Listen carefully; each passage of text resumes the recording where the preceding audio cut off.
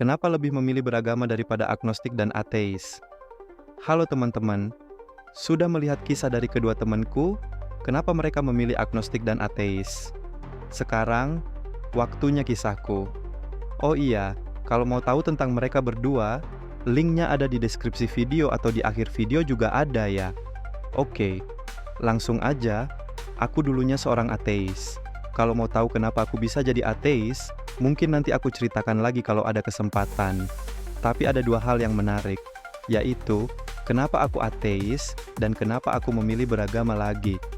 Intinya, di ujung perjalanan pencarianku tentang agama, aku merasa stagnan. Agama mana sih yang paling masuk akal? Jawaban singkatnya, nggak ada. Kenapa?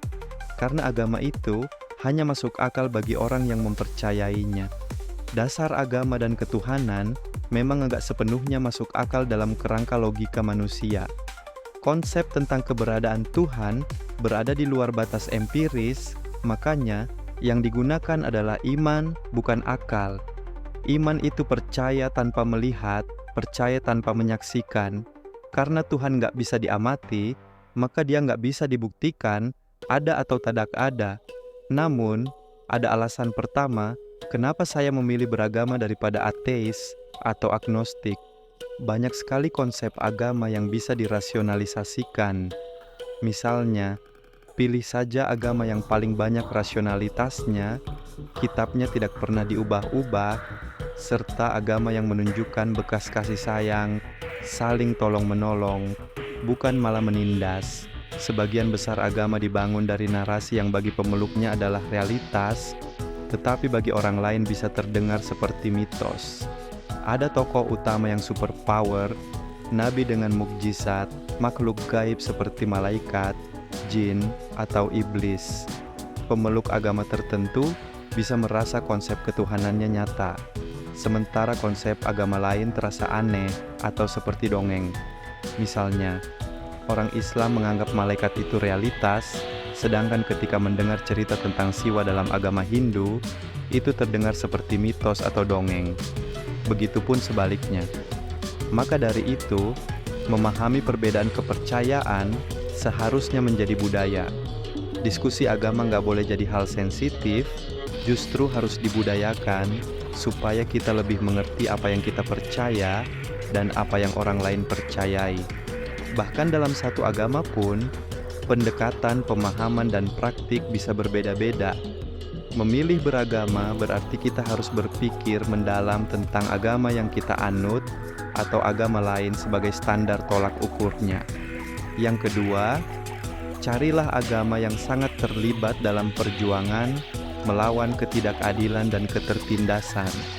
Agama bukan hanya soal keyakinan pribadi, tetapi juga kekuatan yang mendorong solidaritas, keadilan sosial, dan pembebasan manusia dari berbagai bentuk penindasan.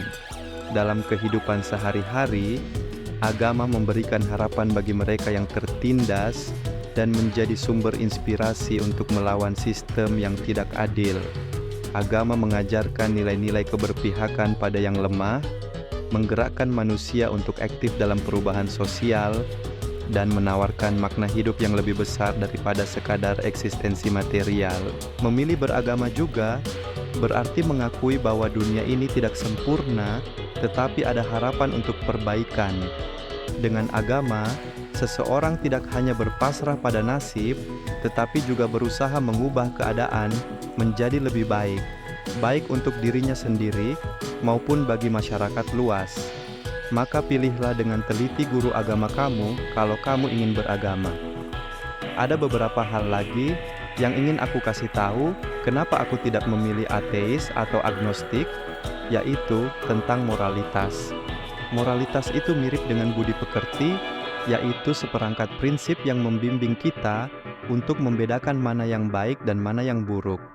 Namun, budi pekerti atau moralitas itu tidak bisa berdiri sendiri tanpa landasan spiritual.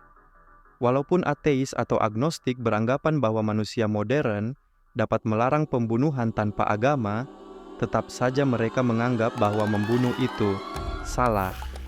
Ateis sering mengatakan bahwa moralitas bisa ada tanpa agama. Tapi tanpa keyakinan pada sesuatu yang lebih tinggi, apa dasar universal untuk moralitas? Tanpa Tuhan, moralitas hanya menjadi kesepakatan sosial yang bisa berubah-ubah sesuai zaman dan kepentingan manusia. Contoh lainnya adalah moralitas agama yang menuntut pembelaan terhadap kaum miskin, tertindas, dan mereka yang tidak memiliki kekuatan. Misalnya, zakat dalam Islam sebagai kewajiban sosial untuk membantu yang membutuhkan. Konsep tikkun olam dalam Yudaisme yang berarti memperbaiki dunia. Kenapa saya juga nggak memilih agnostik atau ateis? Karena bagi saya, banyak hal dalam hidup yang tidak bisa dibuktikan secara ilmiah, tapi tetap nyata. Cinta, keindahan, dan makna hidup tidak selalu bisa dibuktikan dengan eksperimen ilmiah, tetapi kita tetap merasakannya. Walaupun sains sangat kuat dalam menjelaskan fenomena alam, tetapi sains belum bisa menjelaskan asal-usulnya kesadaran, makna hidup, dan tujuan eksistensi manusia. Jika kita hanya percaya pada apa yang bisa diukur, kita bisa kehilangan aspek penting dari keberadaan kita. Terakhir, saya merasa bahwa alam semesta ini terlalu sempurna untuk kebetulan.